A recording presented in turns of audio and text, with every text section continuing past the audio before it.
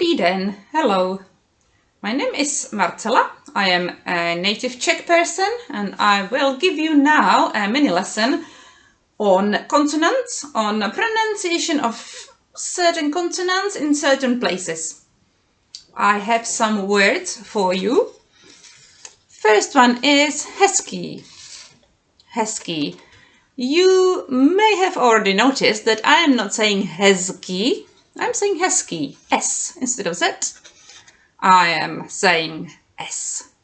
And that's because it's just much easier to use S. Hezký. Another word is tuška.